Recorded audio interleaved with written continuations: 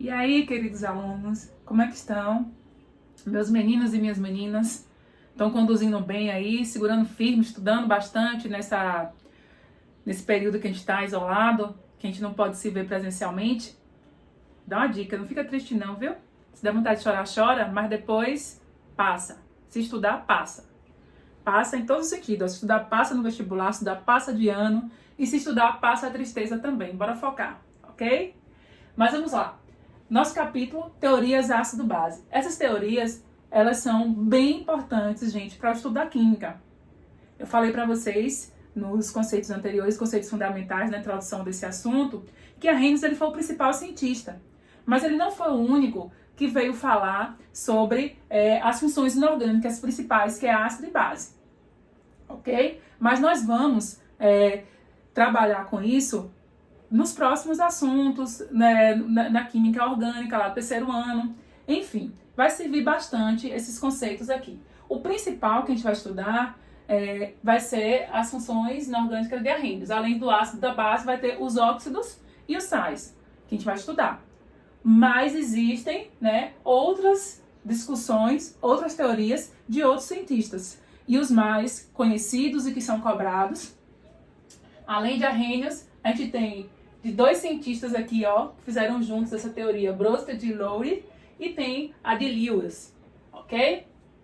Mas vamos para a primeira, que é de Arrhenius. A de Arrhenius, segundo Arrhenius, o que é um ácido para Arrhenius? Então, a gente vai ver que dentro dessas teorias, o conceito de ácido, ele vai se abrangendo, ok? Uma teoria, ela não anula a outra, apenas vai complementar e aumentar a abrangência, certo? A primeira coisa que você tem que saber de Arrhenius é que existe uma restrição, que é a restrição, né? A restrição de Arrhenius aqui é água como solvente, ó, solvente água.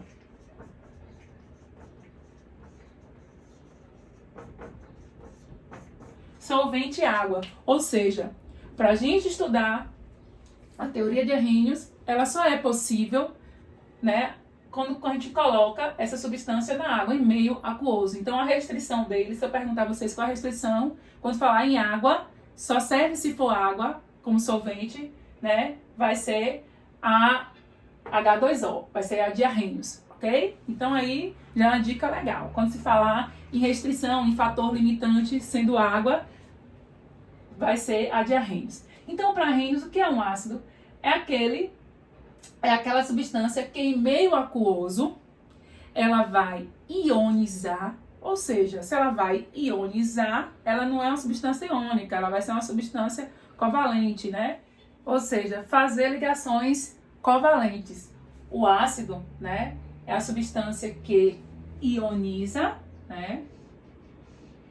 Em meio aquoso ela vai ionizar, ou seja, ela vai formar cargas e aí vai liberar o H+, como único cátion. O que quer dizer isso? Que todo ácido ele começa com o H de hidrogênio, ou esse H que o hidrogênio ele vem na frente, ele vai perder elétron, ok? Já a base, aqui no caso é o ácido para Arrhenius. Substância que em meio aquoso ioniza, liberando H+, como único cátion.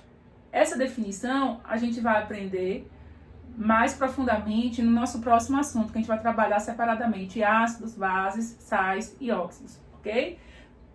Por agora, né, por esse momento, é bem importante só vocês aprenderem isso aqui, que libera H+ em água. E o que é a base para Arrhenius? Vai ser a substância que em meio aquoso, né, ela vai dissociar, ou seja, já vai ter cargas formadas, liberando OH-, né, que eu chamo isso aqui de hidróxido, como um único ânion. Então, isso aqui vai ser a base para Arrhenius. Enquanto o ácido libera H+, como um único cátion, né, a base vai liberar OH- como um único ânion, certo? Então, essa primeira parte para Arrhenius é bem importante vocês aprenderem isso aqui. Ácido libera H+, base libera OH- e só pode ser feita com solvente água. Vamos agora para a nossa segunda teoria. a principal agora, a teoria de Brustad e Lowry. Não é por nada não, Brustad e Lowry foram 2 cientistas, ok? Um cientista dinamarquês, né, Brustad, o nome dele é Johannes Nicolaus Brustad, e o outro que foi um cientista inglês chamado de Thomas Martin Lowry. Os dois, né, preconizaram, conceituaram de uma forma mais abrangente o que seria ácido e base em 1923, ou seja, após Arrhenius, já se tinha o conhecimento dos estudos de Arrhenius. Só que eles, a restrição deles, eles também tinham um fator limitante. A restrição deles aqui, ó, não era somente água. Poderia ser água, mas poderia ser, tinha que ser em qualquer solvente. Não necessariamente a água, como é lá em Arrhenius, como fator limitante. Ou seja, para a gente saber o que é ácido e o que é base, pela segunda teoria, que é a teoria de Brustad e Lowry, também conhecida como teoria protônica, eu já falo para vocês por quê. Ele tem, né, como restrição qualquer solvente. A de Arrhenius tem que ser solvente e tem que ter um solvente, e o solvente tem que ser água. E no caso deles aqui pode ser qualquer solvente, ok? Então, para Brustad e Lowry, ácido é aquela entidade que doa, né, que vai doar próton, H+. Ou próton, porque eu tô chamando aqui próton ou H+ de próton. Vou explicar a vocês. E base é aquela entidade receptora de próton, ou seja, ela vai receber o H+. Aqui, essa teoria, né, não é por nada também chamada de teoria protônica. Por quê? Porque ele chama esse H+ de próton. Por que próton? Ó, o hidrogênio é um elemento químico lá na tabela periódica, o primeiro lá, o número 1 na família 1A, o hidrogênio, o número atômico dele, né, Z, é igual a 1. Quer dizer que ele tem um próton. Então, o hidrogênio, ele tem um próton, né, 0 nêutrons e 1 elétron. A partir do momento que ele perde um elétron, ele vai ficar com um próton, já não tinha nêutron mesmo, e elétron 0. Então, por isso, né, quando ele perde, ele vira um H+ aqui, eu vou chamar ele também, eu posso chamar ele de próton, porque a única coisa que esse hidrogênio vai ter é um próton, coitado. Ok? Porque ele perdeu o elétron, nêutron ele não tem nenhum. Ok? Então aqui, por isso que essa teoria, ela chama, né, esse H+ de próton, e é também conhecida como teoria protônica. Então eu vou representar para vocês dentro de uma equação o que é ácido e o que é base para esses 2 cientistas aí que vão falar sobre a teoria protônica ou teoria de Brustad e Lowry. Lembrando que essa teoria é a que mais cai, ok? De 20 questões, de 10 questões, 60%, 70% é sobre essa teoria aí, ok? Ah, gente, dê um sorriso pra ele. Dê um sorriso. Cante bem alto dizendo: é desse amor que eu preciso. Rapaz, ainda bem que eu sou professora, viu? Porque se eu fosse cantora, a situação tava mais difícil ainda, ok? Mas sorrir é sempre bom, gente. Dá um sorriso aí, ó. Mas vamos lá. Como é cobrado sem questão, tá bom? Não é pra ficar dando risada não, viu? Nem é pra fazer meme. Por favor. Mas vamos lá. Ó, eu tenho aqui, ó, uma equação em que eu tenho um ácido clorídrico mais a água. Aí eu tô formando aqui, ó, dentro dessa equação, eu tô formando aqui um hidrônio ou um oxidrônio mais o cloro, ok? Então, para Brustad e Lowry, tem que ter um solvente, não necessariamente tem que ser a água. Ele só quer saber o que cada fórmula dessa, o que cada substância dessa é para Brustad e Lowry. Então, se você analisar, você tem que analisar termo, quer dizer, equação ou fórmula por fórmula, substância por substância. A água, o ácido clorídrico aqui, se você olhar aqui desse lado que eu estou tomando como lado dos reagentes e lado dos produtos, se você olhar aqui pelo lado dos reagentes, ele tá aqui HCl. E aqui ele tá só Cl. Então quer dizer o quê? Que aqui ele perdeu um próton, perdeu um hidrogênio. Por quê? Porque a água aqui, ó, tá H2O e aqui ela ficou H3O, ou seja, ela ganhou um hidrogênio aqui, ok? Então, essa reação aqui, o ácido clorídrico aqui virou só o cloro, ou seja, perdeu um hidrogênio, e a água virou um hidrônio, um oxidrônio, o H3O aqui, ó, H2O, ou seja, quer dizer que ganhou. Então, se eu analisar aqui, né, da esquerda para a direita, eu vou ver o seguinte, que aqui ele doou o H+ para cá, porque ficou H3O. Então, quem doa para brósside de louro, que doa próton, vai ser o quê? Ácido. E, né, quem vai receber vai ser o quê? Eu vou chamar aqui de base, porque aqui de H2O virou H3O. Então, doadora de próton, receptora de próton, ok? Agora, se eu analisar aqui do lado dos produtos, o hidrônio, ou oxidrônio, né, o H3O aqui, ele vai virar H2O, ou seja, ele vai perder um próton. Então, aqui, ó, ele vai doar e vai virar um HCl. Então, aqui, quem está doando, eu chamo de ácido. E quem está recebendo, eu vou chamar de base. Então, aqui, esses quatro termos aqui, essas quatro substâncias, ácido, para brósside de louro, vai ser doador de próton. E base vai ser receptor de próton. Agora, o que vai formar? Existe um conceito chamado de par conjugado. Ó, o ácido forte, eu vou chamar isso aqui de ácido forte, porque é o que está originando essa base aqui, ó, está formando o par conjugado. Essa base aqui eu vou chamar de base fraca. Por quê? Porque foi ela que perdeu aqui. Ela se originou do ácido forte. Aqui é um par conjugado, ok? Ele vai fazer par. O que restou aqui, o que está aqui nos reagentes e o que resultou no produto, ou seja, o que restou aqui, eu vou chamar de par conjugado. E é sempre um ácido forte com uma base fraca. Uma base forte com um ácido fraco. Aqui eu chamo, né, como ele aqui, uma base não é receptora, então aqui ela não vai receber. Se ela vai receber, ela vai ser uma base forte e vai formar um par conjugado com um ácido fraco, ok? Então, esse vai formar o par conjugado.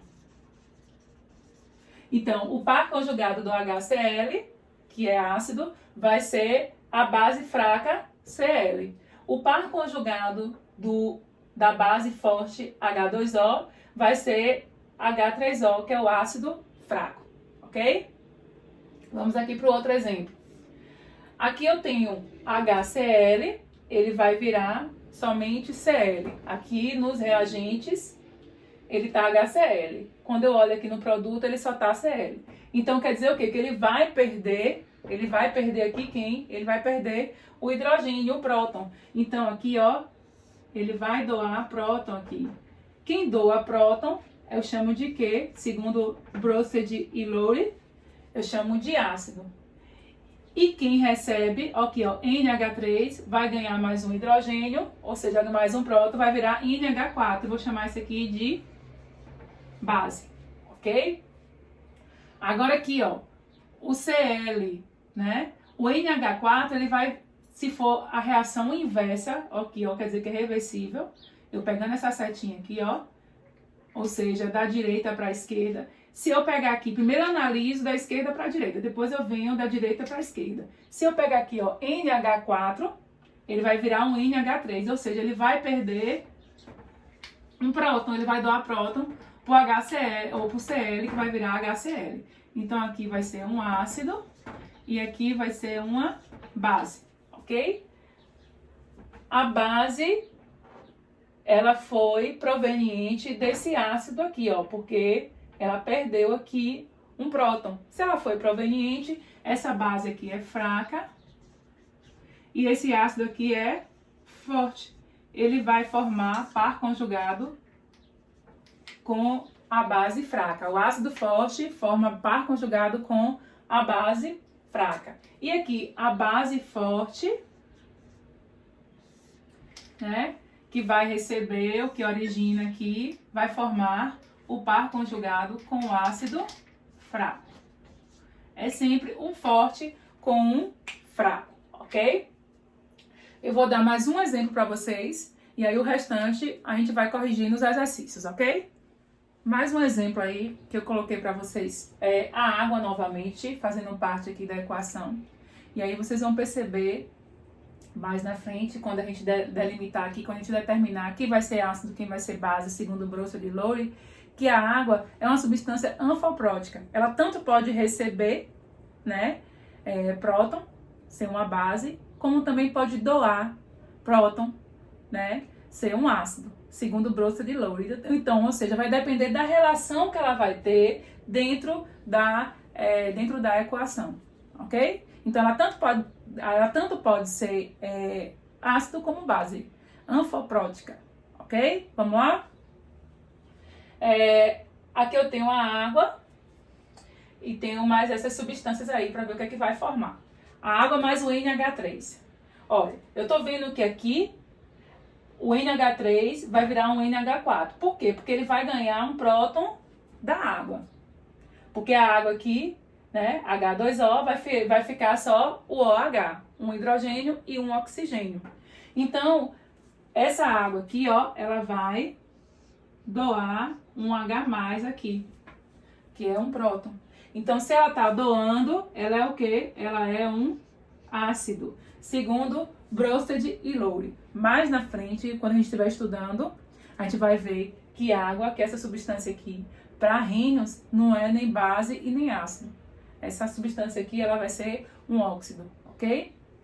Mas isso é mais para frente, no nosso próximo assunto. Mas, dentro dessa equação aqui, dentro dessa reação, essa água, ela virou um hidróxido, ou seja, só ficou o oxigênio e um hidrogênio. Então, quem está recebendo, segundo Bronsted e Lowry, quem recebe próton vai ser o quê? Vai ser base. Agora, a reação inversa. Eu tenho aqui, ó, o NH4, ele vai virar aqui, ó, do lado dos reagentes, vai virar um NH3. Então, aqui, ó, ele vai ser um doador de próton. Então, esse vai ser um ácido e esse aqui vai ser uma base, porque vai receber, vai ficar com 2 hidrogênios e vai virar uma água. 2 hidrogênios e um oxigênio. Então, por que eu coloquei esse exemplo? Para vocês verem que a água aqui, nesse exemplo, ela, segundo Bronsted e Lowry, ela é um ácido. Por que ela é um ácido? Porque está doando próton. E aqui, nessa aqui, ó, nessa equação aqui, a gente já vai perceber que a água, ela é uma base. Por que ela é uma base? Porque ela é uma receptora de próton, ok? Vocês vão ver que esse assunto é bem legalzinho. É só vocês saberem resumir as informações principais que vocês respondem todas as questões. Então, resumindo aí, Bronsted e Lowry pode ser qualquer solvente, tem que ter um solvente, não especificamente a água, pode ser a água, mas não, né, como é no caso mais restrito de Arrhenius, o solvente tem que ser água. No caso de Bronsted e Lowry, o fator limitante é um solvente, qualquer solvente. O que é ácido? Ácido, entidade doadora de próton. E o que é base? Entidade receptora de próton. Gravou? E agora, nossa última teoria, e não menos importante, que é a teoria de Lewis, ok? Do químico Gilbert Newton Lewis, ok? Que fez, né, esse estudo, só que ele não fala nem de nenhuma restrição, ele não fala de solvente nenhum, como no caso das duas primeiras teorias. Nem fala em recepção de próton, ou doação de próton, ou liberação de OH+, ou de H+, ou de H+, ou OH-, como é no caso da teoria de Arrhenius. Ele fala o seguinte: quando se falar em doação de par de elétron,